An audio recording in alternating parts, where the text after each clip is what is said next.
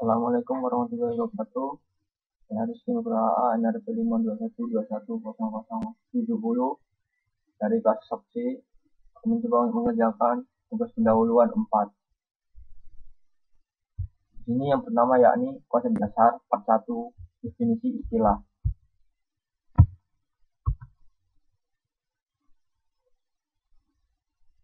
Yang pertama, shell. Shell merupakan program penghubung antara pengguna dengan sistem operasi. Shell juga merupakan penerjemah bahasa perintah yang berupa input keyword atau file tertentu. Shell adalah bagian dari kernel, tapi dia juga menjalankan program file dan lain-lain menggunakan kernel tersebut.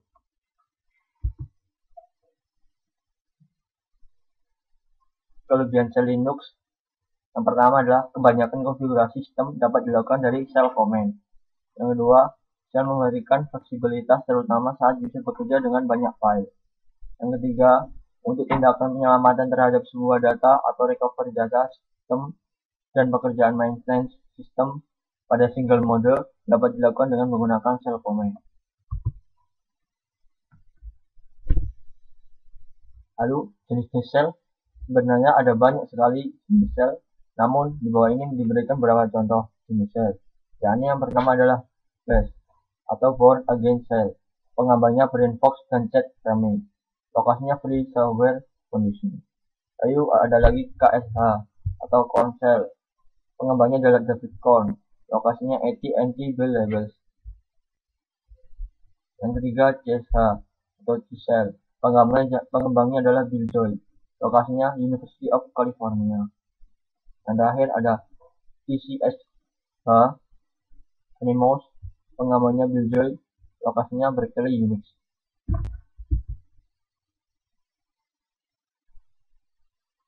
Kemudian bash. Apa itu bash? Bash kepanjangan dari born again shell. Salah satu jenis shell programming atau lebih tepatnya adalah penerjemah bahasa perintah command language yang terdapat pada sistem operasi GNU yang memungkinkan user mengontrol eksekusi program sehingga memungkinkan untuk membuat program yang struktur.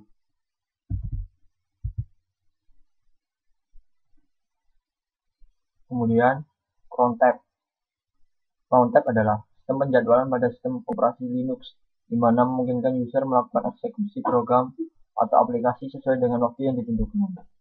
Fungsinya hampir sama dengan schedule text pada Windows.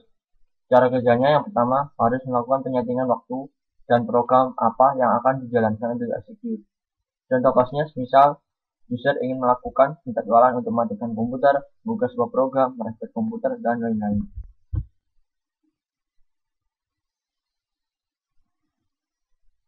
History. History merupakan adaptasi dari C-Shell atau CSH, yakni pencatatan semua instruksi atau perintah yang telah dilakukan. History dapat dipilih dan dijalankan kembali. Ya, berlanjut ke soal nomor 2, yakni maksud perintah. Yang A, maksud perintah set base profile, yakni fitur tilde atau lambang ini direferensi dari CSH atau C-Shell, digunakan untuk mempermudah mereferensi file dan directory pada home directory. Cat merupakan perintah untuk melihat seluruh isi file, sedangkan file sedang dibuka adalah base_profile.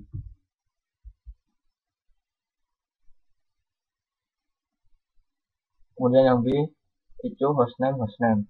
Perintah output kolon ini, petik ini atau seperti ini disebut sebagai perintah pengganti. Perintah pada backward dieksekusi dan output perintah diberikan pada baris perintah. Tanda petik 1 membatasi semua ekspansi. Tanda petik 2 membatasi semua ekspansi kecuali ekspansi variabel, pengganti perintah, ekspansi satu karakter, dan pengganti story. Jadi intinya perintah di atas dapat diartikan sebagai perintah untuk mencetak atau echo argumen hostname. Soal nomor 3, kegunaan kunci tab pada baris perintah shell. Jadi kunci tab itu digunakan untuk meneruskan perintah baris dengan lengkap. Kunci ini dapat digunakan untuk melengkapi nama perintah atau nama file. Untuk melengkapi nama file, ketik perintah dan dilanjutkan dengan ketik nama file. Jika nama file sudah berupa karakter unik, Wujud tab akan melengkapi nama file. Contohnya chmod 444 garis miring etc tab. Jika hanya ada satu perintah yang pernah diketikkan yang dimulai dengan chmod 444 etc, maka perintah lengkap akan muncul secara otomatis. Misal, perintah yang kita ketikkan sebelumnya adalah chmod 444 etc group.d. Cukup dengan menekan tombol tab pada keyboard. Lalu yang keempat adalah bash scripting.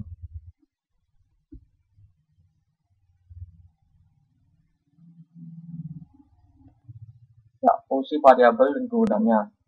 Variabel mengenal atau identifier berupa satuan dasar penyimpan yang isi atau nilainya sewaktu-waktu dapat berubah baik oleh eksekusi program maupun proses lain yang dilakukan oleh sistem operasi. Fungsinya sebagai data yang akan menempati memori dengan kapasitas tertentu.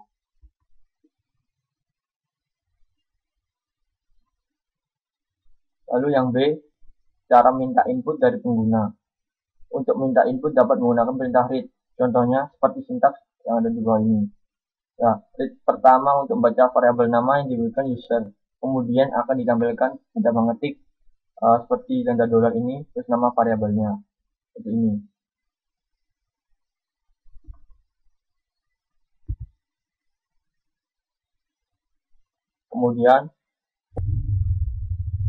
Kemudian nanti fungsi-fungsi logika yang dapat digunakan, and, for, dan sebagainya.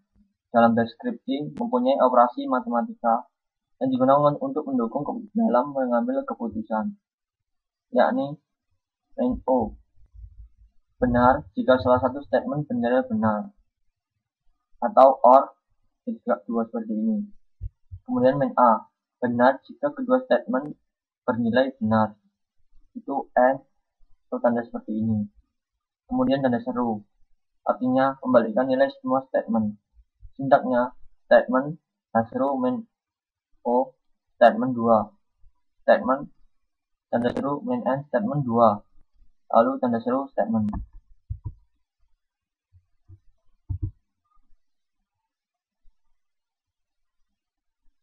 Kemudian yang D, operator matematis yang digunakan.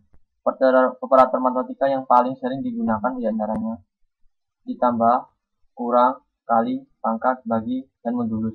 Sintaknya seperti tanda dolar sign ini, bilangan, tanda seru, lalu di dalam kurung ada lambang operatornya, terus tanda dolar bagi 9 kedua.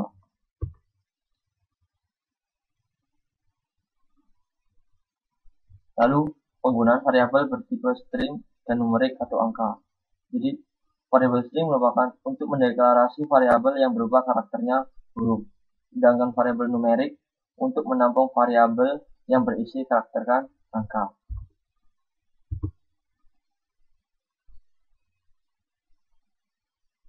Ya, sini penggunaan pengulangan dan percabangan. Pertama, kalau percabangan, if fungsinya untuk melakukan seleksi berdasarkan suatu kondisi atau kriteria tertentu dengan syarat. Misal, sintaknya if test komen 1 dan perintah 1. Elif test komen 2 dan perintah 2. Else alternatif underscore perintah b. Case ini seperti if digunakan untuk kondisi majemuk. Sintaknya case variable in tanda kurung pattern tanda kurung lagi pattern comment list.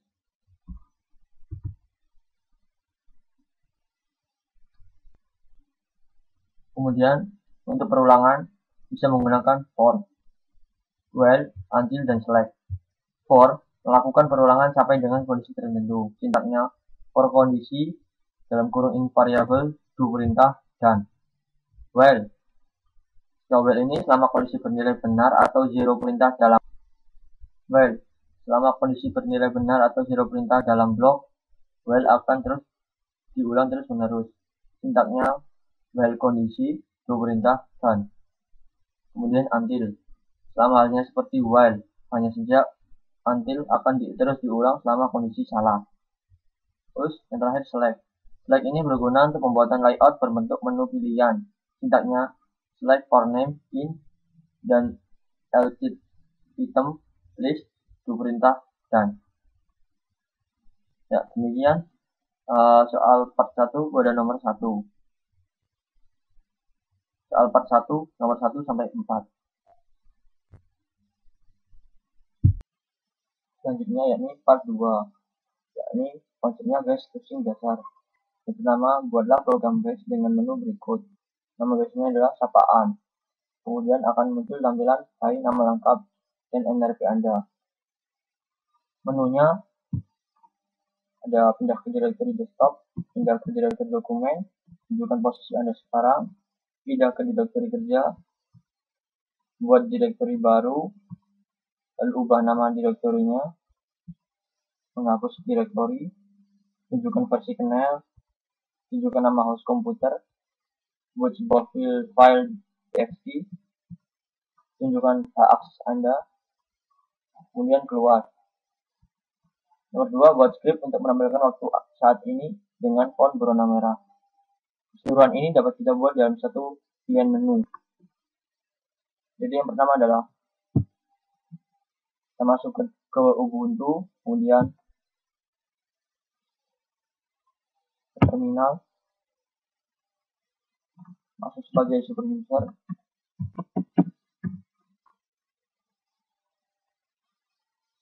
lalu kita buatkan sapaan tadi, nano spasi sapaan.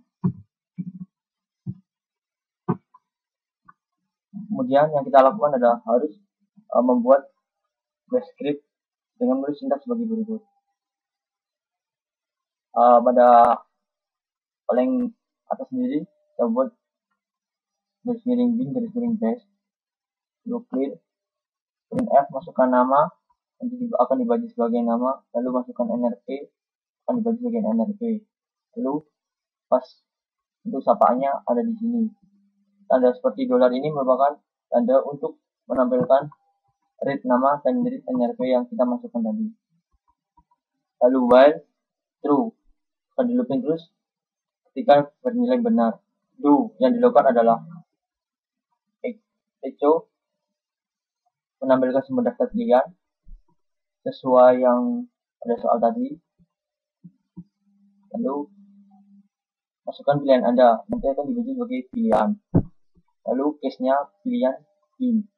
Yang pertama yakni untuk pindah ke directory scope, sintaknya ini. Terus yang kedua ini untuk pindah ke directory dokumen. Yang ketiga PWD ini merupakan menunjukkan posisi sekarang. Lalu yang keempat HW directory ini adalah untuk pindah ke directory kerja. Nomor 5, masukkan nama directory ini adalah mkdir, membuat directory baru. Nomor 6, masukkan nama directory lama tadi untuk diubah namanya menjadi directory yang baru. 7, untuk menghapus directory. Nomor 8 adalah untuk menunjukkan versi kernel dengan sintak uname npr. 9 ini untuk menunjukkan hostname yang kita gunakan. Nomor 10 ini untuk membuat sebuah file txt. Nomor 11 untuk menunjukkan hak akses Anda. Yang nomor 12 ini untuk menunjukkan ini date, menunjukkan waktu saat ini. Yang 13 ini adalah untuk exit. Bila user memasukkan pilihan lebih dari 13 atau sesuai, maka yang terjadi adalah akan muncul tampilan pilihan tidak tersedia. Kemudian untuk dikerjakan. Kemudian untuk konsepnya kita ketik Ctrl X. Lalu kita ubah hak aksesnya. Ini chmod 777 apaan. Setelah itu baru kita execute dengan ketik titik garis miring sapaan. Masukkan nama. Saya akan masukkan nama lengkap saya.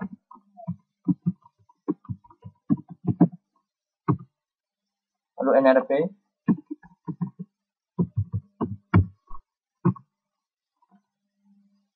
Sini keluar Haris Nugraha dengan NRP saya. Terus akan tampil juga daftar pilihannya. Masukkan pilihan. Kita masukkan pilihan 1, pindah ke direktory desktop. Dan ini kita telah pindah ke direktory desktop. Yang kedua, untuk memindah ke direktory dokumen, kita ketik 2. Kita sudah pindah ke direktory dokumen. Yang ketiga, untuk menunjukkan posisi Anda sekarang. Yang kita tahu tadi, posisi kita sudah berada di direktory dokumen. Yang keempat, pindah ke direktory kerja. Pilih direktory, misalkan saya akan pindah ke direktory gambar.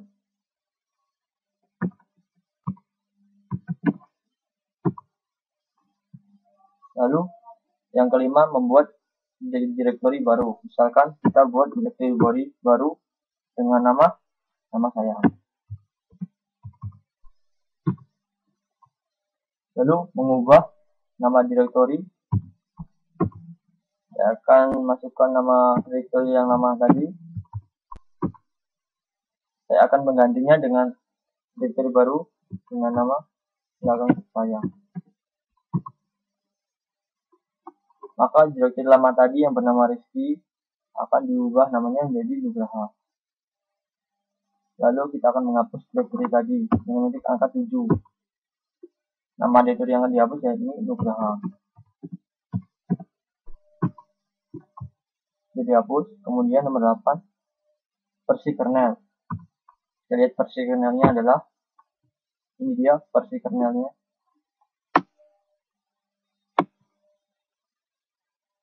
Nomor 9, untuk mengetahui host PC.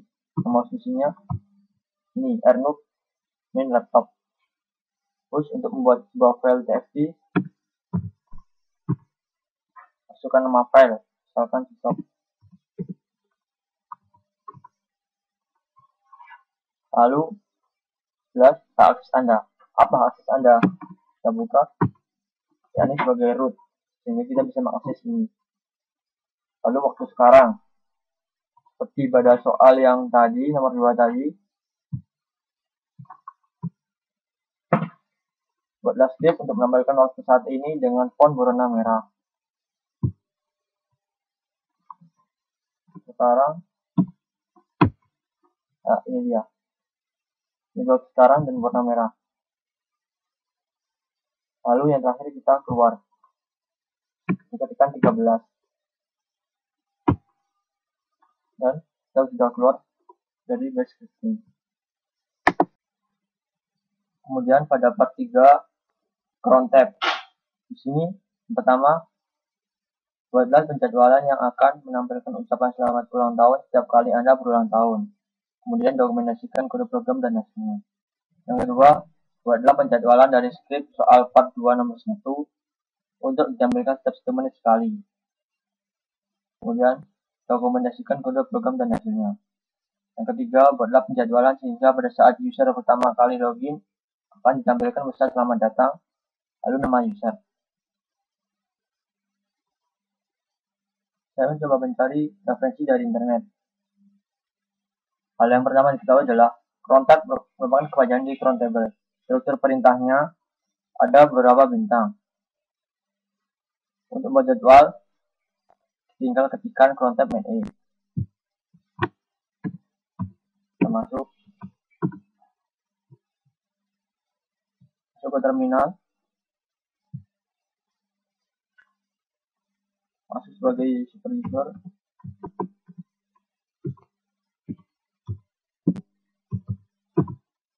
Lalu kita ketikkan cron tab-nya.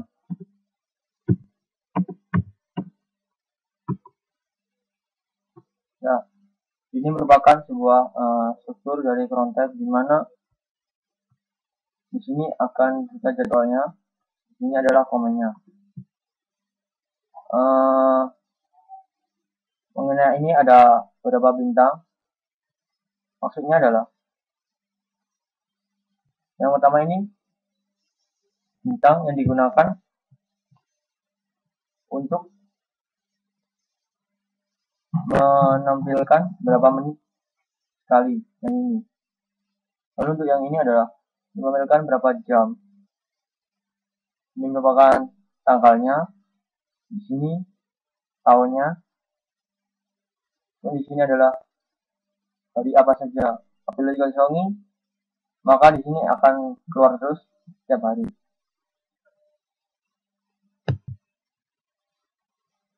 Pada soal dapat kita lihat bahwa membuat jadwalan yang akan menampilkan ucapan selamat ulang tahun setiap kali ulang tahun. Ini saya ketikkan 0. Maksudnya pada jam ke-0 akan ditampilkan schedule task tersebut. Sampai ke 1, lalu tanggal ulang tahun, kemudian bulannya. Lalu kita kasih bintang. Di sini maksudnya bintang terakhir adalah untuk menampilkan hari apa saja. Lalu komennya yakni kita keluarkan tampilannya di home desktopnya.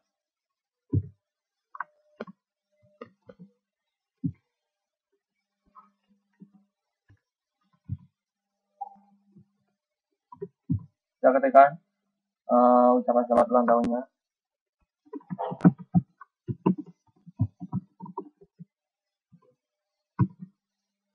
Kemudian kita save.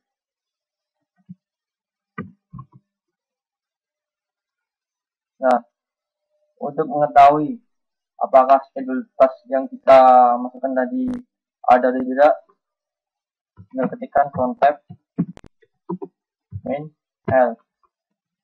Nah, di sini betul bahwa 01906 bintang. Artinya pada tanggal 29 Juni setiap jamnya, pada hari setiap hari akan muncul ucapan atau tulisan tampilan selamat ulang tahun.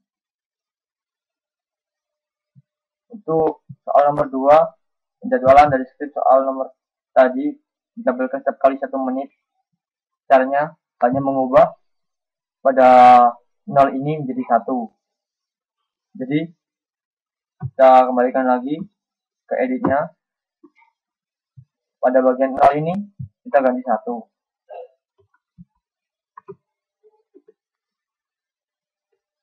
Kita save dengan mengetik Ctrl X. Kita buka lagi.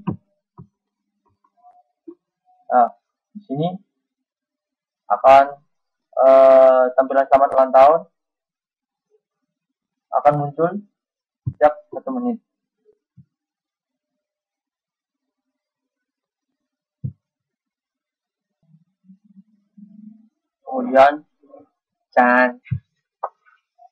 Kemudian nomor 3, buatlah penjadwalan sehingga pada saat user pertama kali login akan didapatkan pesan selamat datang nama user. Seperti tadi, kita edit content-nya.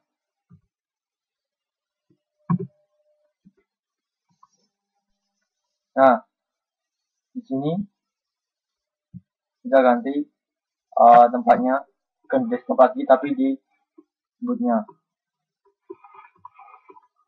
Dan root grupnya,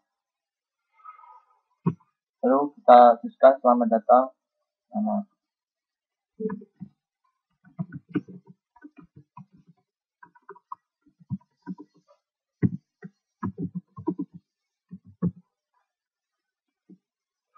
Setelah itu kita save dengan menekan tombol Ctrl X.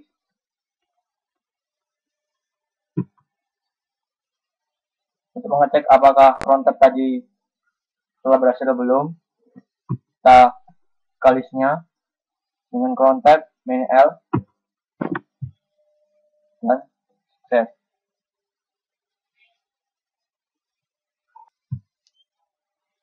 Demikian penjelasan TP64 di shop. Atas perhatiannya, saya ucapkan terima kasih. Assalamualaikum warahmatullahi wabarakatuh.